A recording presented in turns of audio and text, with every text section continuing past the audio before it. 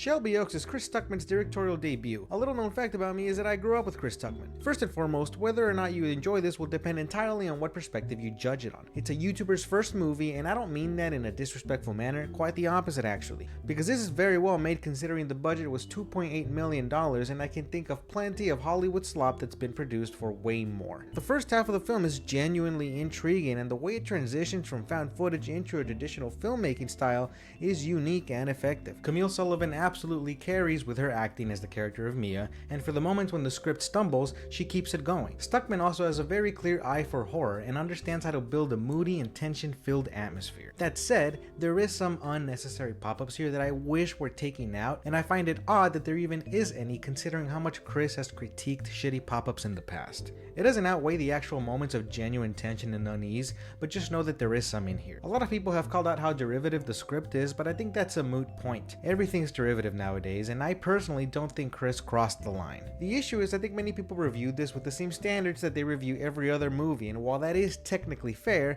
I disagree with it. My opinion is that a critique of a film should, to a certain extent, be relative to its context. For example, if you watch Good Boy, there are some very rough technical aspects to that movie, but a lot of people, myself included, gave it a pass because the actual making of that movie was impressive and it's currently sitting fresh on Rotten Tomatoes. Yet a lot of those critics didn't give Shelby Oaks that same treatment, and it feels like those people are looking at Stuckman's film with an extra large magnifying glass simply because he started as a film critic. And while that does fall in line with what I said about the context of a film needing to be considered, it seems like it's the only context of the film that people are taking into account. Yes, he is a critic and should be held to the standards he himself has called out. However, at its core, this was still a $2.8 million movie, half of which came from Kickstarter. That shit's crazy. Yes, the ending is random and the writing gets lost, but it really isn't that bad. Definitely not 56% bad. Overall, I do think this is a cool movie and worth checking out when you have the chance. So watch this, trust me, and fight me later in the comment section below. What's up, everyone? Welcome back to Midnight Manor at Fantastic Fest 2025, the home of the Collider Interview Studio. I'm here with the team behind Shelby Oaks. First off, huge congratulations.